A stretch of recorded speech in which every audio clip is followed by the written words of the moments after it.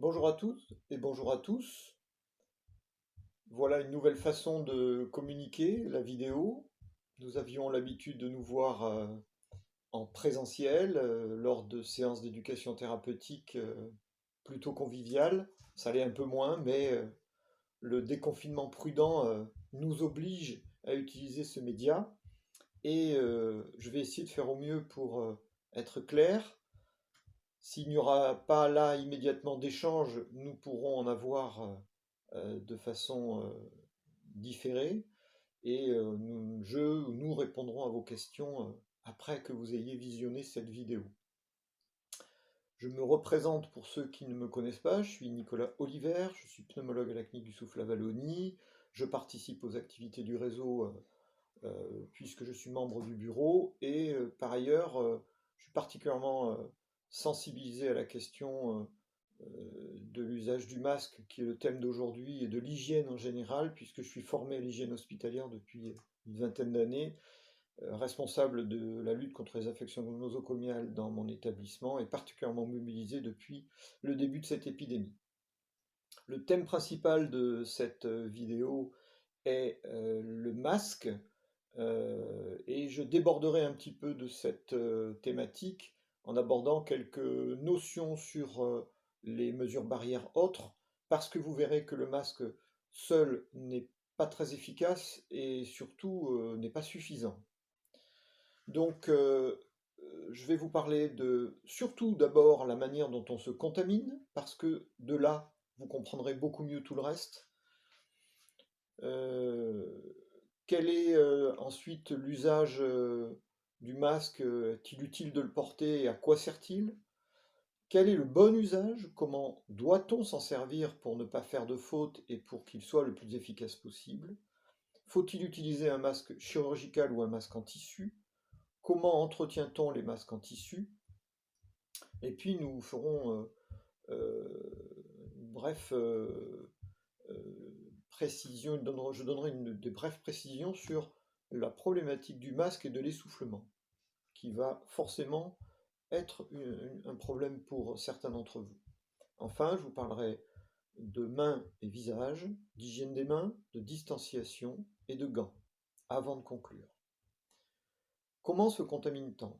On se contamine par l'introduction du virus dans les muqueuses du visage, la bouche, le nez, les yeux. Il n'y a aucun autre moyen. Ça ne traverse pas la peau, un virus, ni celle des mains, ni ailleurs.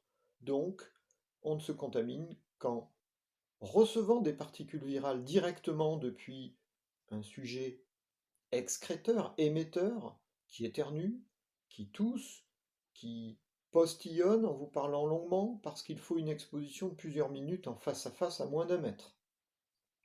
C'est pas parce que quelqu'un vous toussera dessus une fois que vous serez contaminé, il en faut un peu plus.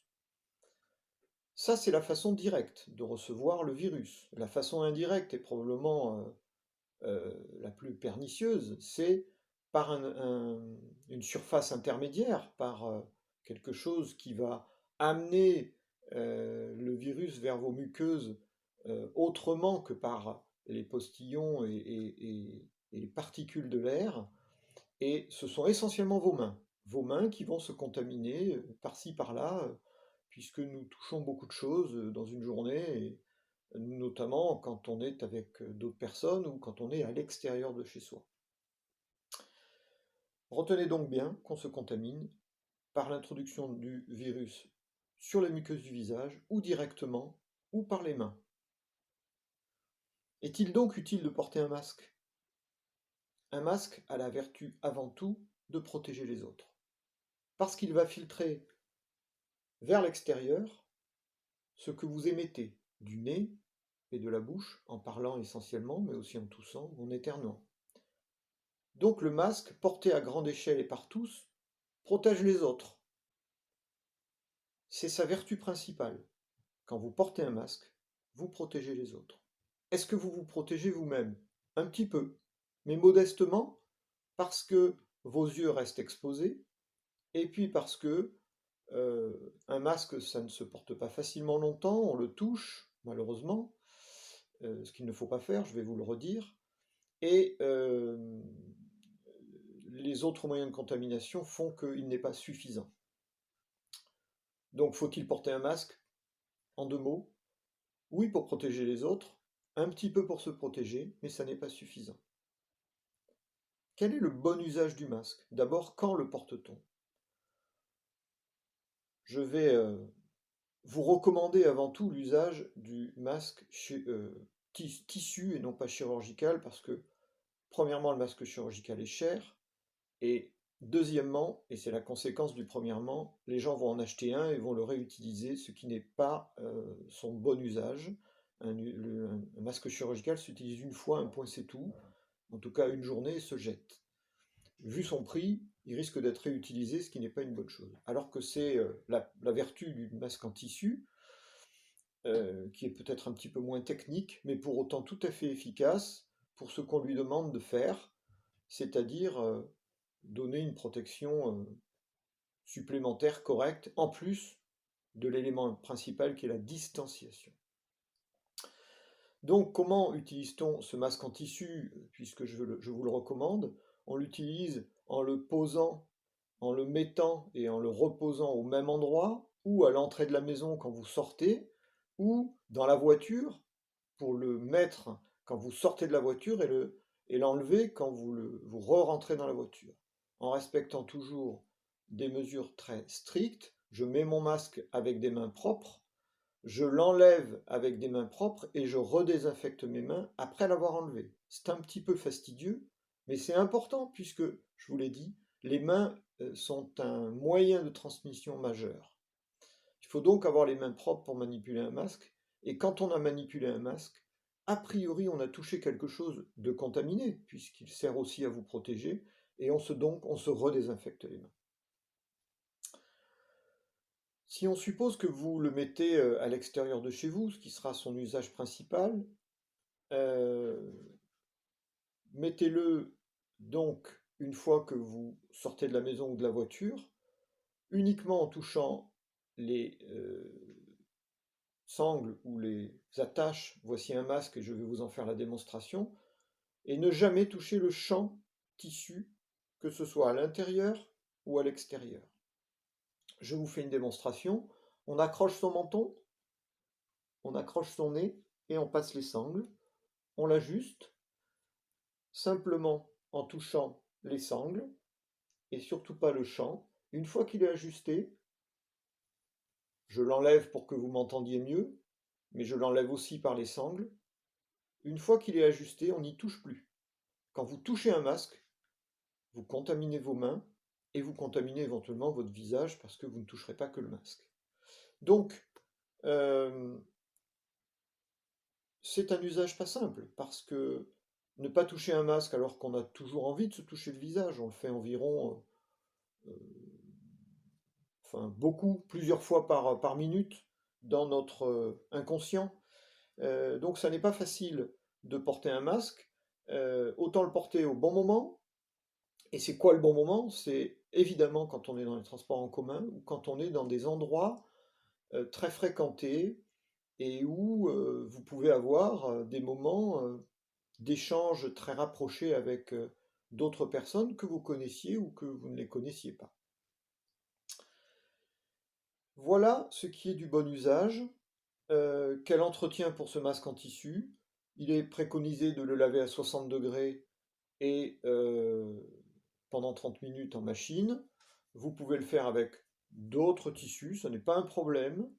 Et même, je pense que la température à 60 est assez élevée. C'est cette température qu'on est sûr que le virus est détruit. Mais sachez que quand vous lavez du linge, vous ajoutez un détergent et que le virus n'aime pas du tout le détergent. Alors si en plus vous repassez votre masque avec un fer à repasser qui est très chaud par essence, eh bien le virus n'a aucune chance de résister à tout ça. Donc il n'y a pas tellement de soucis en termes d'entretien du masque. Ne faites rien de très particulier en dehors de ces recommandations. Le port du masque va vous essouffler, très certainement va aggraver l'essoufflement, et ça c'est un vrai problème. Et ça m'amène à vous parler de distanciation, de mains et de visage. Les choses très très importantes, c'est pour la distanciation de rester à 1,50 m des gens à qui vous parlez, ou des gens qui restent en face de vous. Avec cela, avec cette distanciation, le masque n'est pas quelque chose d'obligatoire.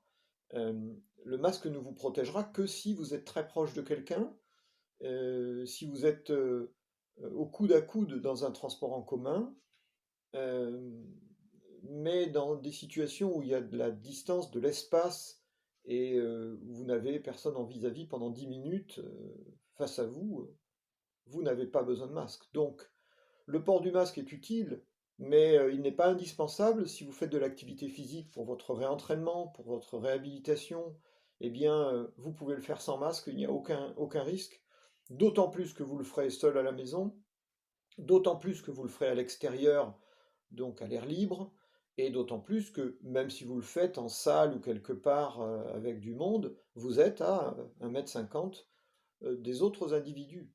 Ce qui est le danger, c'est un mauvais usage du masque, c'est d'être essoufflé encore plus que d'habitude avec son masque et donc de mal faire son activité physique ou de ne pas la faire du tout. Et ce qui est très dangereux, c'est de porter ses mains au visage quand ses mains sont contaminées. Et ça m'amène à vous parler des mains et du visage, mode de contamination très probablement majoritaire et très important, en ces temps où tout le monde a compris ce que serait que la distanciation et le port du masque. Vous ne devez pas porter vos mains au visage quand vous n'êtes pas dans un lieu sécurisé comme à la maison. Si vous êtes seul, bien sûr, à la maison, votre environnement est sécurisé puisqu'il n'y a que vous qui le contaminez. Mais quand vous êtes à l'extérieur, vos mains touchent plein de choses. Et forcément, quand vous portez vos mains au visage, vous risquez d'introduire ce virus par le nez, la bouche, en frottant vos yeux. Voilà. Euh, je vais conclure sur ce que va probablement être la contamination de demain. Mais avant, je voudrais insister sur les gants. Les gants, c'est jamais. Ne mettez pas de gants de grâce. Pourquoi? Parce que les gants, c'est une très mauvaise idée. Ça aggrave le risque de contamination. Ça ne protège de rien, puisque vos mains ne peuvent pas, à travers la peau de vos doigts, attraper, vous contaminer l'organisme. Quand vous touchez le virus avec vos mains, il ne se passe rien, dès lors que vous ne portez pas vos mains à votre visage. Que vous ayez des gants ou pas, quand vous portez vos mains, gantées ou non, au visage, vous vous contaminerez. En plus, quand on enlève des gants, on se contamine les mains, donc ça n'empêche absolument pas la désinfection ou le lavage des mains. Et enfin, quand vous portez des gants, vous vous sentez en sécurité, donc vous mettez du virus partout. Vous diffusez le virus en touchant tout, de façon rassurée, faussement rassurée. Donc je le répète, jamais de gants, jamais, définitivement. L'hygiène des mains, c'est le lavage ou la désinfection dans la solution hydroalcoolique. L'un et l'autre se valent, petit aparté. Et puis, pour finir avec les mains, pensez à tous ces objets relais que sont, ou en tout cas principaux, que sont le téléphone portable, les clés, peut-être un peu moins les tissus, mais soyez logique quand vous rentrez chez vous. Souvent, vous avez utilisé votre portable. Ça n'est pas un problème d'utiliser votre portable quand vous êtes à l'extérieur, à la condition, encore une fois, que vous le teniez éloigné de votre bouche, en tout cas que vous ne souffliez pas dedans, et que vos mains qui ont touché le portable ne viennent pas se porter aux yeux, au nez ou à la bouche, parce qu'elles sont potentiellement contaminées par tous les objets que vous aurez touchés, les poignées de porte, les interrupteurs, etc. Ayez le lavage ou la désinfection des mains facile. Je termine donc avec les moyens de contamination de demain. Pourquoi je dis ça? Parce que tout le monde a compris la distanciation, tout le monde a compris le port du masque. Probablement que les gens vont mal l'utiliser, ne vont pas respecter toutes ces consignes, mais quand les gens auront un masque, ils contamineront moins leur environnement et le vôtre donc. Ce qui va se passer très probablement, c'est que nous tous, ceux qui vont se contaminer, le feront dans des cercles ou dans des situations où ils se sentent rassurés, c'est-à-dire avec nos proches, c'est-à-dire avec nos amis, c'est-à-dire en partageant un bon moment, ou en famille, Oui, parce que là, on se sentira un petit peu plus protégé.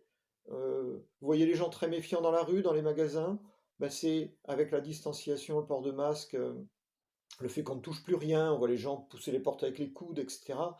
C'est pas là que ça se passera. Très certainement que ça va être là où on l'attend le moins, le virus, dans notre cercle habituel. Donc soyez très prudents aussi dans votre quotidien, parce que peut-être que le virus se cache là où on ne le voit pas.